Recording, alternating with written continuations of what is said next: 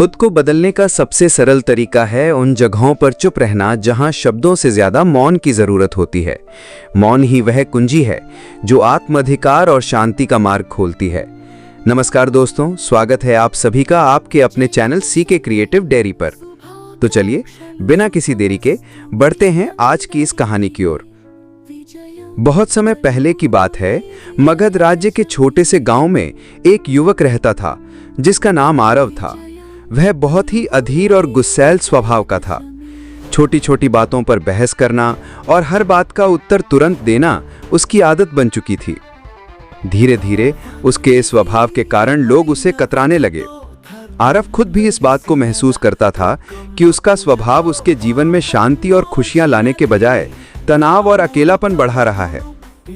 लेकिन वह समझ नहीं पा रहा था कि उसे इस स्थिति से कैसे बाहर निकलना चाहिए। एक दिन उसने सुना कि पास के जंगल में भगवान बुद्ध का प्रवचन हो रहा है। बुद्ध के बारे में उसने बहुत कुछ सुन रखा था, उनकी करुणा, उनका ज्ञान और उनके द्वारा दी गई जीवन की शिक्षाएं। यह सुनकर आरव ने सोचा, शायद मुझे मेरे सवालों के जवाब वहां मिल जाएं। वह जल्दी ही प्रवचन स्थल पर पहुंचा। वहां बड़ी भीड़ जमा थी। बुद्ध अपने सरल और स्पष्ट शब्दों में जीवन की गहराइयों को समझा रहे थे। उसी समय बुद्ध ने सभा को संबोधित करते हुए कहा, यदि तुम अपने जीवन में सच्चा बदलाव लाना चाहते हो तो 10 जगहों पर चुप रहना सीखो। यह सुनकर आरव को कुछ आशा की किरण दिखी। प्रवचन समाप्त होने के बाद वह बुद्ध के पास गया और उनके चरणों में झुककर बोला, भगवान, आपने कहा कि बदलाव लाने के लिए 10 जगहों पर चुप रहना चाहिए। कृपया मुझे विस्तार से समझाइए कि यह 10 जगह कौन सी हैं और मैं उन्हें अपने जीवन में कैसे अपना सकता हूँ। बुद्ध मुस्कुराए और बोले, यह जानने के लिए तुम्हें धैर्य, अनुशासन और आत्मनिरीक्षण की आवश्यकता होगी। अगर तुम इन शिक्षाओं को अपनाने के लिए तैयार हो तो मेरे साथ चलो। आरव ने सहमति जताई और इस तरह उसकी यात्रा शुरू हुई। पहला स्थान, जब कोई तुम्हारी आलोचना करे। बुद्ध ने आरव को पहले स्थान की शिक्षा दी। आरव, जब कोई तुम्हारी आलोचना करे तो चुप रहो। आलोचना तुम्हारे लिए सीखने का अवसर है। यदि तुम गुस्से में प्रतिक्रिया दोगे तो तुम कुछ भी नहीं सीख पाओगे, लेकिन अगर तुम चुप रहकर सोचोगे तो तुम समझ सकोगे कि वह आलोचना सही है या गलत। बुद्ध ने उसे एक उदाहरण दिया। एक बार एक व्यक्ति ने मुझे अपशब्द कहे। मैंने चुप रहकर उसकी बात सुनी। जब वह थक गया तो मैंने उससे पूछा, अगर तुम किसी को उपहार दो और वह उसे न ले तो वह उपहार किसके पास रहेगा? वह बोला, मेरे पास। मैंने कहा, तुम्हारे ये शब्द भी तुम्हारे पास ही रहेंगे क्योंकि मैंने इन्हें स्वीकार नहीं किया। आरव ने इसे अपने जीवन में अपनाने का निर्णय लिया। शुरुआत में यह कठिन था, लेकिन धीरे धीरे उसने महसूस किया कि आलोचना सुनने के बाद चुप रहने से वह आत्मनिरीक्षण कर पाता है। दूसरा स्थान, जब कोई तुमसे बहस करे। कुछ दिन बाद बुद्ध ने आरव को दूसरे स्थान पर चुप रहने का महत्व समझाया। जब कोई तुमसे बहस करे तो चुप रहो। बहस में सच नहीं बल्कि अहंकार की जीत होती है। यदि तुम चुप रहोगे तो तुम स्थिति को बेहतर समझ सकोगे और सही निर्णय ले सकोगे। बुद्ध ने एक किसान की कहानी सुनाई। 2 किसान अपनी जमीन के छोटे से टुकड़े को लेकर झगड़ रहे थे। दोनों का मानना था कि वह जमीन उनकी है। जब मैंने उनसे पूछा कि क्या उन्होंने जमीन अपने साथ लाई थी जब वे जन्मे थे, या क्या वे इसे अपने साथ ले जाएंगे जब वे मर जाएंगे, तो वे चुप हो गए। इस शिक्षा ने आरव को सिखाया कि बहस में पड़ने से बेहतर है चुप रहकर समाधान की ओर बढ़ा जाए। तीसरा स्थान, जब कोई गुस्से में हो। बुद्ध ने आरव से कहा, गुस्सा आग की तरह है। यदि तुम इसमें घी डालोगे तो यह और भड़क जाएगा। इसलिए जब कोई गुस्से में हो तो चुप रहो, उसके गुस्से की ऊर्जा खत्म हो जाएगी। इसके लिए उन्होंने एक कहानी सुनाई। एक राजा ने अपने मंत्री को गुस्से में फांसी की सजा सुनाई। मंत्री ने कुछ नहीं कहा। अगले दिन राजा को पछतावा हुआ और उसने मंत्री को माफ कर दिया। अगर मंत्री उस समय राजा से बहस करता तो शायद उसकी जान चली जाती। आरव ने इसे भी अपने जीवन में अपनाया। चौथा स्थान, जब तुम दुखी हो। एक दिन आरव को किसी बात पर गहरा दुख हुआ। उसने बुद्ध से कहा, भगवान, मैं इस पीड़ा को सहन नहीं कर पा रहा। बुद्ध ने कहा, जब तुम दुखी हो तो चुप रहो। दुख तुम्हारे भीतर के बदलाव का द्वार हो सकता है। चुप्पी में तुम्हें अपने प्रश्नों के उत्तर मिल सकते हैं। बुद्ध ने उसे यह भी बताया कि दुख तुम्हें मजबूत बनाता है, बशर्ते तुम उसे समझने की कोशिश करो। 5वां स्थान, जब कोई तुम्हें जानबूझकर उकसाए। बुद्ध ने आरव से कहा, जब कोई तुम्हें जानबूझकर उकसाए तो चुप रहना ही सबसे बड़ा उत्तर है। ये तुम्हारी शक्ति और धैर्य को दर्शाता है। उन्होंने एक साधु की कहानी सुनाई। एक बार एक साधु को गांव के लोग परेशान करते थे, लेकिन वो साधु हमेशा शांत रहता था। धीरे धीरे गांव वालों ने उसे तंग करना छोड़ दिया। उनकी चुप्पी ने उन्हें बदल दिया। छठा स्थान, जब तुम्हें दूसरों की मदद ना करनी हो। बुद्ध ने समझाया, हर जगह मदद करने की जरूरत नहीं होती। जब कोई तुम्हारी राय ना मांगे तो चुप रहना बेहतर है। यह शिक्षा आरव के लिए बहुत उपयोगी साबित हुई। सातवां स्थान, जब तुम्हें अपने ज्ञान पर घमंड हो। बुद्ध ने कहा, ज्ञान विनम्रता का आभूषण है। यदि तुम अपने ज्ञान का प्रदर्शन करोगे तो वो खोखला हो जाएगा। आठवां स्थान, जब कोई सत्य सुनने को तैयार ना हो। बुद्ध ने आरव से कहा, सत्य का मूल्य तब तक नहीं होता जब तक उसे स्वीकार करने वाला तैयार ना हो। ऐसे में तुम्हारे शब्द व्यर्थ होंगे और तुम केवल अपना समय और ऊर्जा खो दोगे। फिर उन्होंने विस्तार से बताया, जब तुम किसी को सत्य बताने की कोशिश करोगे लेकिन वो अपने भ्रम या अहंकार में डूबा होगा तो तुम्हारे शब्द उसे असहज कर देंगे। ऐसे समय में चुप रहना ही सबसे बड़ा उपाय है। सत्य का बीज तभी फलेगा। बुद्ध ने आरव को एक कहानी सुनाई। एक बार एक साधु को उसके गुरु ने आत्मज्ञान का अनुभव कराया। शिष्य का हृदय कृतज्ञता से भर गया। उसने गुरु से कहा, मैं आपको धन्यवाद देना चाहता हूं, लेकिन शब्द पर्याप्त नहीं लगते। गुरु मुस्कुराए और बोले, तुम्हारी चुप्पी ही मेरे लिए सबसे बड़ा धन्यवाद है। इसे बनाए रखना। बुद्ध ने समझाया, जब दिल भर जाए तो शब्दों की आवश्यकता नहीं होती। मौन स्वयं एक भाषा बन जाती है। यह तुम्हारे भीतर की सबसे बड़ी खुशी है। इसे और स्पष्ट करते हुए उन्होंने कहा, कृतज्ञता का सबसे शुद्ध रूप मौन में प्रकट होता है।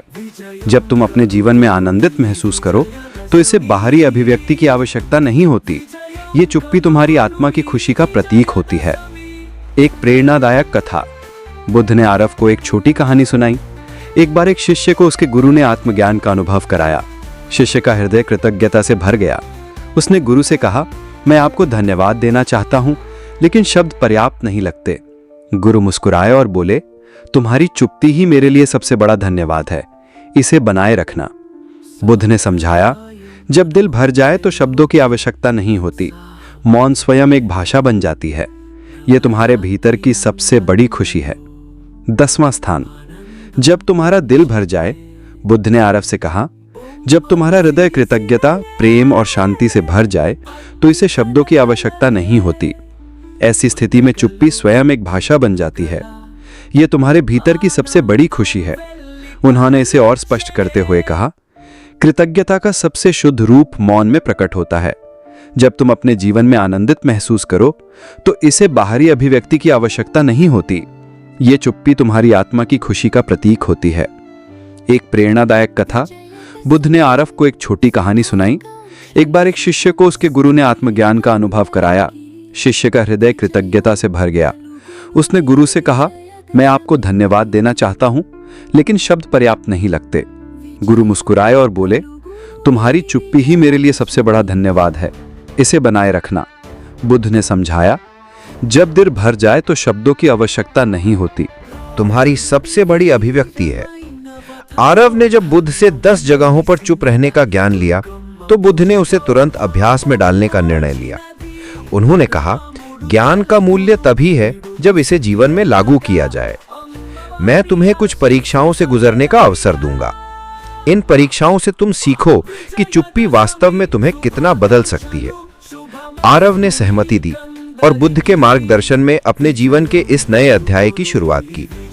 बुद्ध ने आरव को एक गांव भेजा जहां लोगों को उसकी पुरानी आदतों के बारे में बताया गया। जैसे ही आरव वहां पहुंचा, लोगों ने उसे बुरा भला कहना शुरू कर दिया। गांव वालों ने कहा, तुम्हारे जैसे लोग कभी नहीं बदल सकते। तुम हमेशा दूसरों को दोष देते हो। तुम यहां क्यों आए हो? आरव का स्वभाव था कि वो तुरंत जवाब दे और खुद को सही साबित करे, लेकिन इस बार उसने बुद्ध का बताया पहला स्थान याद किया। जब कोई तुम्हारी आलोचना करे तो चुप रहो। वो शांत खड़ा रहा। धीरे धीरे गांव वाले थक गए और उसकी चुप्पी देखकर हैरान हो गए। उन्होंने महसूस किया कि वो बदल चुका है। आरव बुद्ध के पास लौटा और कहा, भगवान, चुप रहना कठिन था, लेकिन इससे मुझे एक नई ऊर्जा मिली। बुद्ध मुस्कुराए और बोले, यही पहला कदम है। अब अगली परीक्षा के लिए तैयार हो जाओ। दूसरी परीक्षा। जब कोई बहस करे।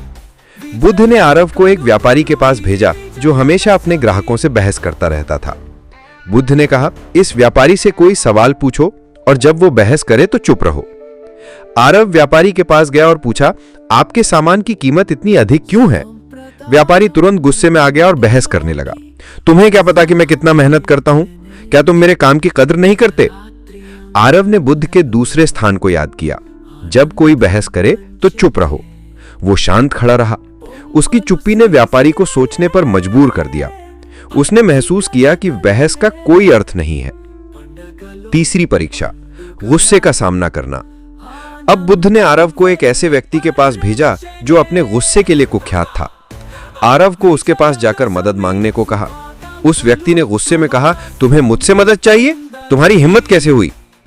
आरव ने पहले की तरह जवाब देने की बजाय चुप रहने का निर्णय लिया। धीरे धीरे उस व्यक्ति का गुस्सा शांत हो गया। उसने कहा, तुमने मुझे जवाब क्यों नहीं दिया? क्या तुम डरे हुए हो? आरव ने कहा, मैं आपके गुस्से को नहीं बढ़ाना चाहता था। उस व्यक्ति ने महसूस किया कि चुप्पी में शक्ति है।